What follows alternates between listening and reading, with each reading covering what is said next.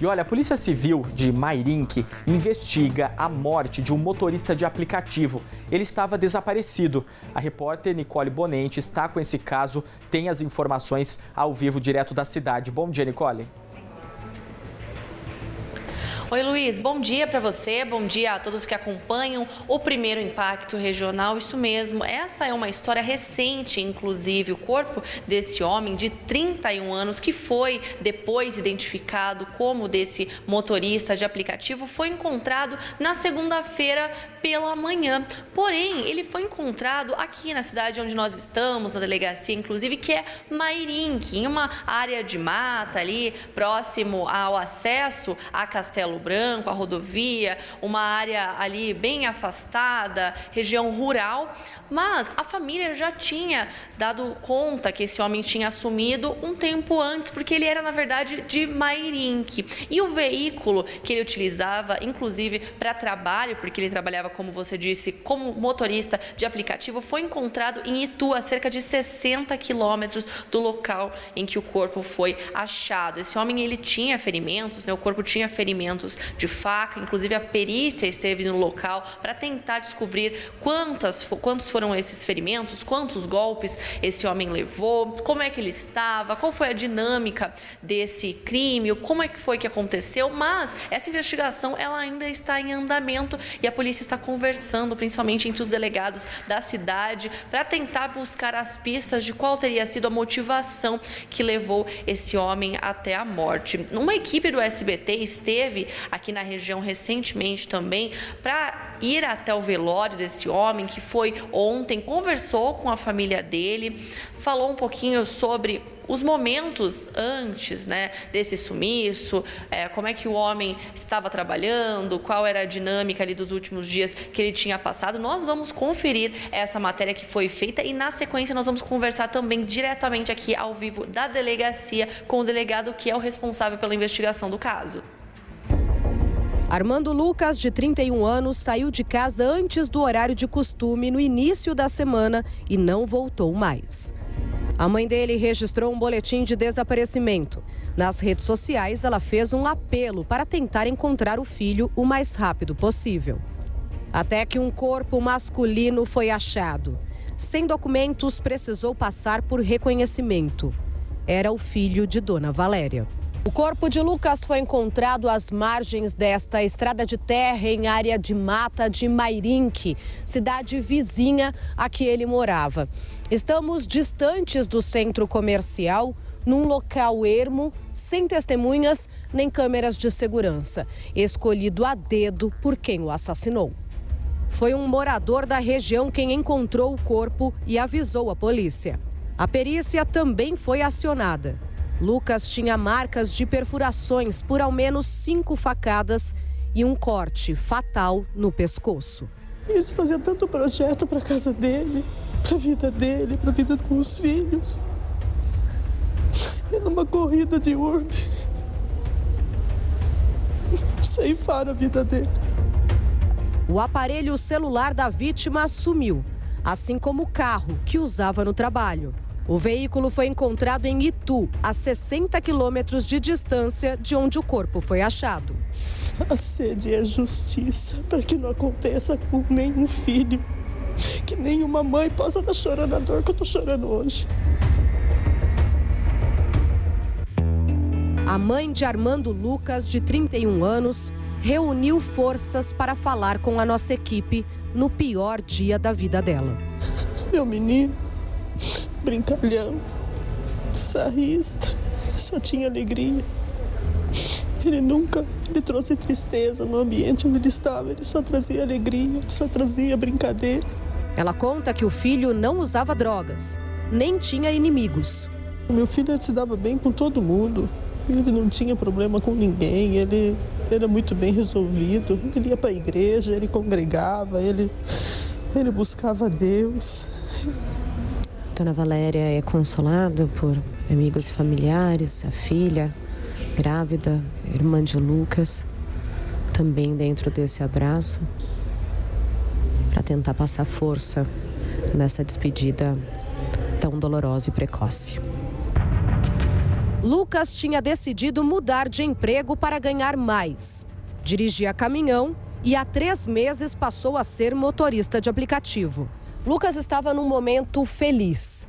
Construía a casa aqui, onde morava com a esposa e os 3 filhos, em Alumínio, interior de São Paulo. Vizinho à mãe, à irmã, ao cunhado. O que chama a atenção dos familiares é de que no dia do desaparecimento, Lucas saiu de casa bem antes do que era de costume. Lucas deixa 2 irmãos e filhos pequenos, o mais novo de apenas 1 ano. Seja culpado e penalizado, pague. Não pela vida do meu filho, porque essa já se foi. Mas que outras mães não chorem a dor que eu estou chorando hoje.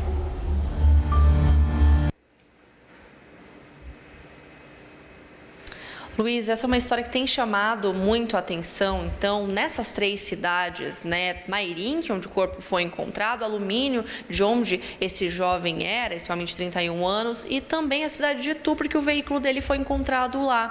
Então, existe essa conversa entre os delegados da região para tentar descobrir o que foi que aconteceu. Esse homem que ele é citado como motorista de aplicativo, mas que, de acordo com a investigação, não estava trabalhando no momento. Sobre isso, eu vou conversar, então, com o delegado Expedito Alves, ele que é aqui de Mairim, que está responsável, também encarregado dessa investigação difícil, cheia de detalhes, né, doutor? Mas que deixa aí para os senhores algumas pistas, principalmente conversando com as pessoas. Queria que o senhor contasse, por favor, para nós como é que está tudo isso. Esse caso chegou para os senhores na segunda-feira. Desde então, como é que tem sido essas conversas? Bom dia, obrigada por conversar com a gente. Bom dia a todos. De fato, na segunda-feira nós não tínhamos sequer a identificação da vítima, né? Ele foi encontrado numa área erma, rural, sem habitações, sem câmeras de segurança, né? Numa região não pavimentada. Então, nós só tínhamos o corpo. Apenas na terça-feira, no dia seguinte, é que os familiares registraram a ocorrência no município de Alumínio, que é um município limítrofe, né? Então, é bem próximo, dando conta desse desaparecimento. Apenas no final da tarde é que houve, de fato, o reconhecimento por parte dos familiares e a identificação da vítima. Aí soubemos do desaparecimento dele e do veículo, né? Veículo esse que, já num dia posterior, no dia de ontem, foi encontrado no município de Itu, que são regiões todas limítrofes, né? Embora sejam municípios diversos, mas por dentro, pela área rural, margeando a Castelo Branco, são próximos. E, doutor, como é que esse crime, o que ele deixa para os senhores de impressão inicial? Eu sei que é uma investigação que vai exigir realmente que várias provas sejam coletadas ainda para dizer a razão, né, quem teria sido, mas esse caso do corpo estar num local, o homem ser do outro e o veículo estar em outro, parece algo premeditado para os senhores? Muito provavelmente sim, né? Nós já temos 2 linhas de investigação, já ouvimos algumas pessoas, já ouvimos pessoas de relacionamentos amorosos anteriores dele, né? Mas eu acredito que tenha um cunho patrimonial, né? Porque o veículo foi levado o aparelho celular, carteira, e estamos monitorando as contas bancárias para ver movimentação de PIX, transferências que teriam sido feitas, mas isso demanda tempo, que demanda quebra de sigilo, né? Bancário, eu preciso de autorização judicial. O rastreamento do celular, né, conseguimos monitorar que ele não foi para longe, ficou nessa região, mas isso também vai ser dentro de um procedimento sigiloso. O que temos é que, de fato, ele saiu muito cedo de casa e, segundo familiares, isso não seria costumeiro. Então, dá a entender que alguém chamou ele, atraiu ele para algum lugar, talvez para fazer uma corrida ou uma questão pessoal. Outro ponto que chama atenção é o número de lesões, né? Foram lesões por arma branca, por faca, um pouco diferente de um desacerto criminoso que normalmente se utiliza de arma de fogo. Então, dá a entender que seja uma questão um pouco mais pessoal. Também o fato da compleição física dele, né? Um homem jovem, forte, então denota a participação de ao menos 2 pessoas. Então, são esses pontos que estamos linkando agora, mas eu acredito que dentro de alguns dias conseguiríamos esclarecer.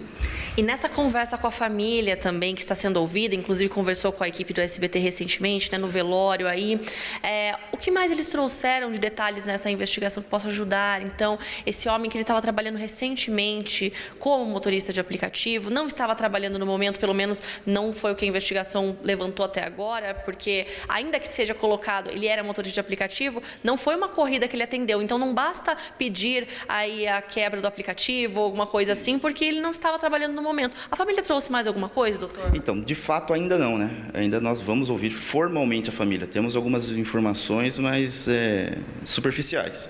Hoje à tarde, né?